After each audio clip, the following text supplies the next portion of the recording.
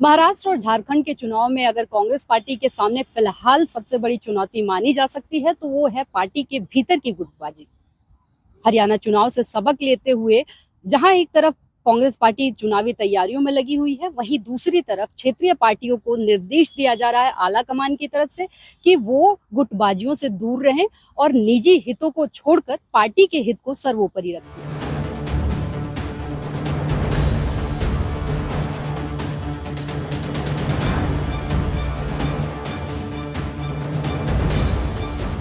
राहुल गांधी हरियाणा विधानसभा चुनाव के नतीजों से नाराज हैं। राहुल का मानना है कि कांग्रेस के बब्बर शेर भूपेंद्र हुड्डा, कुमारी सैलजा, रणदीप सुरजेवाला आपस में लड़ गए और कांग्रेस जीती हुई बाजी हार गई। महाराष्ट्र के नेताओं के साथ कुछ दिन पहले हुई बैठक में राहुल गांधी ने ये बात कह दी। जाहिर है राहुल गांधी का ये मैसेज था कि महाराष्ट्र और झारखंड में खेमेबाजी बिल्कुल नहीं चलेगी।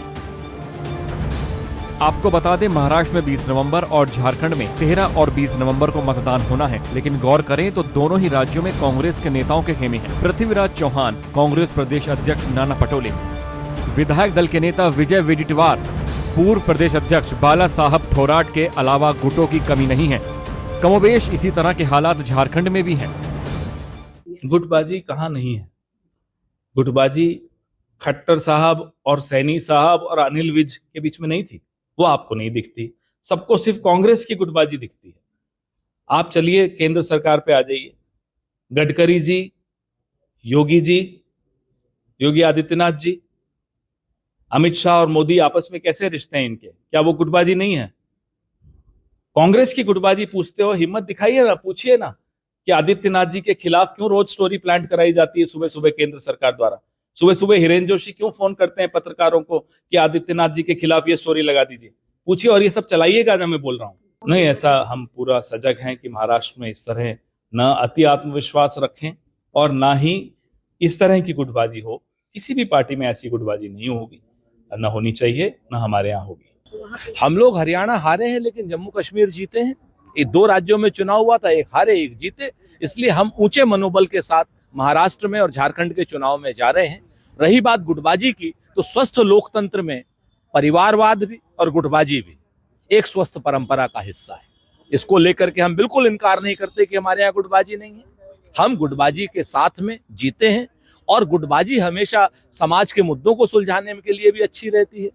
और आने वाले समय में महाराष्ट्र में हम लोग अपने पूरी ताकत के साथ महाविकास अघाड़ी को चुनाव जिता रहे हैं, क्योंकि वहां पर एक अनैतिक सरकार है जो वहां के फंड को चुरा रही है, वहां के संसाधनों को चुरा रही है, वहां की जो फैक्ट्रीज हैं उनको गुजरात में भेज रही है, वहां के रोजगार को गुजरात में भेज रही है। ऐसी अनैतिक सरकार को रहने का कोई हक नहीं है।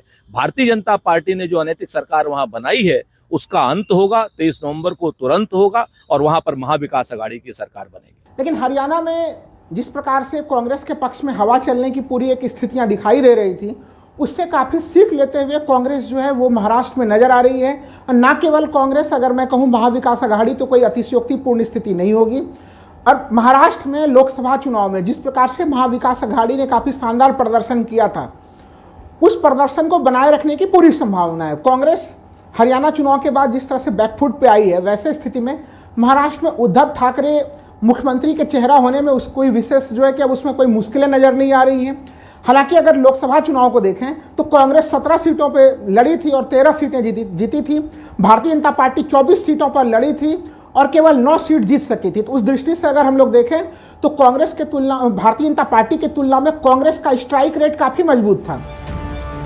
कांग्रेस अध्यक्ष मल्लिकार्जुन खड़गे और राहुल गांधी के विश्वसनीय और पार्टी के संगठन महासचिव केसी वेणुगोपाल का रुतबा कांग्रेस में काफी है। केसी वेणुगोपाल राहुल गांधी को बखूबी समझते हैं। वे पार्टी के नेताओं को गुटबाजी से दूर रहकर और मिलकर चुनाव जीतने का मंत्र बड़े मन से बताते हैं। इस घमासान का असर दूसरे दल से तालमेल, प्रत्याशी चयन, टिकट बंटवारा, चुनाव प्रचार अभियान में जिम्मेदारी का बंटवारा समेत तमाम पर पड़ा है। महाराष्ट्र और झारखंड के नेताओं को मुख्य विपक्षी दल अभी से इसके लिए ताकीद कर रहे हैं कि वे अनावश्यक बयानबाजी, गुटबाजी, भीतरघात जैसी स्थितियों से दूर रहें। आप लोग अपनी मीमांसाएं कर सकते हैं और आपकी निर्मम मीमांसा भी हमें धनात्मक ऊर्जा देती है। निश्चित तौर पर कुछ कमियां अगर हम लोगों में रही, उन कमियों को हम से सीख लेते हुए उनको दूर करेंगे और आने वाले समय में एक होकर के चुनाव लड़ेंगे, नेक होंगे और पूरी के पूरी हमारी तीनों पार्टियां मिलकर के चुनाव लड़ेगी भी, भिड़ेगी भी और नेस्त नाबूद कर देगी विपक्ष के मंसूबों को, महायुति के मंसूबों को, और चुनाव महाविकास अघाड़ी बड़े मार्जिन से जीतेगी। कांग्रेस के जानने वालों की माने तो एंटी इनकम्बेंसी इस समय महाराष्ट्र में बखूबी देखी जा रही है। ऐसे में मराठा आरक्षण का मुद्दा, जातीय जनगणना, महंगाई जैसे मुद्दों को लेकर कांग्रेस ताल ठोकने उतरेगी। कांग्रेस अभी खुलकर नहीं बोल रही है, लेकिन झारखंड हो या महाराष्ट्र, दोनों जगह गठबंधन में सीटों का बंटवारा लगभग तय हो चुका है और कांग्रेस हर फ्रंट पर जीत के लिए जोड़ तोड़ लगा रही है। महाराष्ट्र के अलावा झारखंड की अगर बात करें तो झारखंड मुक्ति मोर्चा गठबंधन में कांग्रेस से बड़ी पार्टी रहेगी। ऐसे में ट्राइबल और नॉन ट्राइबल का मुद्दा छाया रह सकता है। हालांकि वरिष्ठ पत्रकार ये भी मानते हैं कि बीजेपी पूरी कोशिश करेगी कि ट्राइबल इलाकों में अल्पसंख्यकों की संख्या में बढ़ोतरी का मुद्दा बनाया जाए। कांग्रेस और झारखंड मुक्ति मोर्चा के लिए संकट पैदा कर सकता है। इसके अलावा झारखंड मुक्ति मोर्चा से बीजेपी में शामिल हुए चंपई सोरेन भी दोनों पार्टियों के लिए गड्ढे खोदेंगे, जिनसे निपटना दोनों पार्टियों के लिए बड़ा चैलेंज होगा।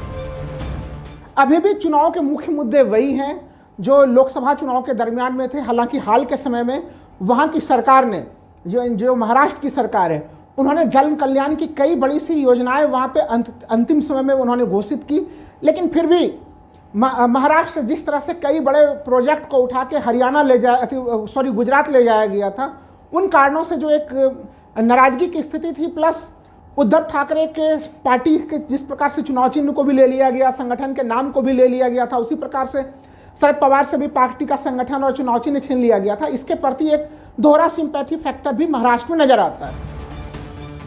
बहरहाल बाजी कौन मारेगा, इसको लेकर रस्साकशी शुरू हो चुकी है। अब ऐसे में कांग्रेस और उनके सहयोगी दल कोई गलती दोहराना नहीं चाहेंगे।